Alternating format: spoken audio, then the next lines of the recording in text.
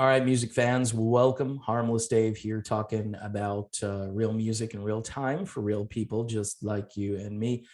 Uh, Again, this Taylor Hawkins thing is it's super sad. And for those of you who watched my video yesterday, and there's a couple of you out there who, again, there are people out there who can't stand me. I get it. They can't stand that the comments are off, and I've explained this numerous times on this channel. And I had a theory yesterday and I put that theory out there. And I did mention in the video that this gentleman has had a history of substance abuse, or maybe not a history, but he had a problem with it, especially a number of years ago. And he told a bunch of people in interviews that essentially he had beat it, but he also said something like, but what I do with my own body is kind of my own business. My body, my choice kind of a thing. Remember that? Remember that from the last 2 years? Yeah. So again, a couple of things that are quite obvious, right? If my theory was correct, and by the way, I was getting some tweets or like screenshots of tweets where people who are close to this guy were basically saying that, you know, he had done the entire protocol. And even recently, because this basically was a big deal in this band. And, my point was they were lecturing the world about how to be healthy, how to take care of yourselves, right? So the Foo Fighters, think of it this way, the Foo Fighters were lecturing human beings on how to be safe and take care of themselves. All right, now let that sink in with what just happened to Taylor Hawkins. And I tell people, don't take your medical advice from rock bands. Don't let Gene Simmons or Sebastian Bach or Dee Snider tell you what to do with your own health. It's your body, it's your business. And in a way, Taylor Hawkins is correct, or was correct, in the idea that it is his body and he can do with it what he wants. Not everybody does the right thing, but you have kind of the right to be stupid. If you want to go out and do this kind of stuff to your body, that's on you. It's on nobody else but you. And so yesterday I did mention briefly in the video, but I did spend a lot of time on the other theory because that's what I've been analyzing. And there've been a lot of weird things. This guy was only 50 years old.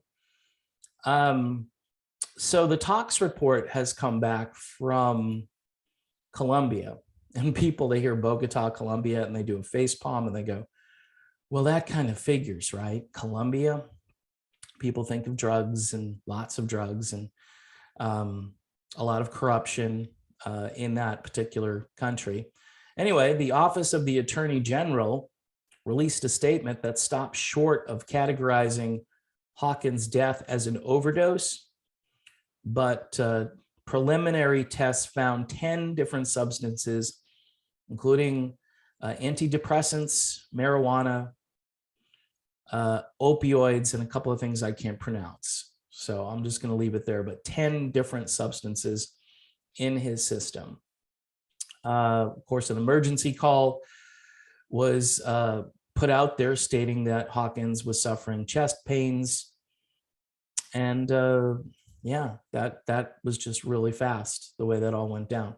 So obviously this guy was struggling and self-medicating, and the tributes coming in far and wide. A lot of my followers on this channel weren't that familiar with Taylor Hawkins, because we just see, it's okay, it's age. I'm just going to throw it out there as age. A lot of us just, this isn't our thing. This wasn't our thing. We didn't just progress from, okay, we're going to listen to REO Speedwagon, and I know Kevin Cronin is a big fan of this band, so that's why I mentioned, and now we're going to go listen to Foo Fighters because they're so much alike, right? They're not alike.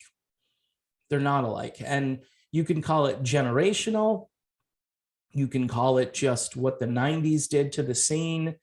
And a lot of us didn't trust music at that point, and we went off the grid looking for our own stuff, or we just went back and we were all nostalgic, but a lot of us were still in our 20s and 30s and even younger in the 90s. And we're thinking to ourselves, huh, this music was really good up until this point, and then everything just changed.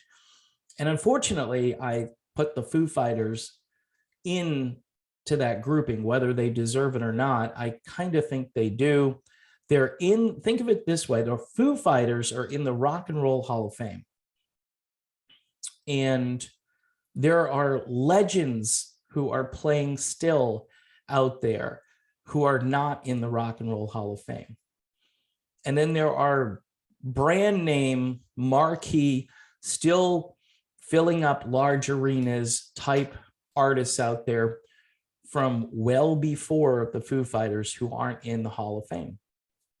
And what's interesting is the Hall tends to reward things that aren't necessarily, I don't want to say the word wholesome because that sounds stupid, especially in the context of rock and roll.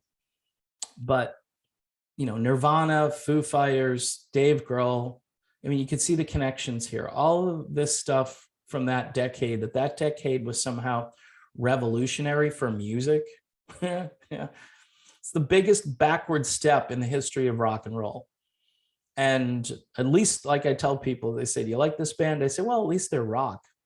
And they've had some, I guess they've had some good radio moments. There may have been a couple of songs back in the 90s that when they came on the radio, I listened to and I didn't turn the station. Or maybe I was just, you know, I'm lazy, but I tend to just flip the station when something comes on that just I don't like. And melody and just the way music was made. I mean, this guy played on Jagged Little Pill, and some people think that's a great album. And it's like nails on a chalkboard to me. The singing, the production, it's whiny, it's pretentious, it's obnoxious. I can go down the list of things why I don't like it.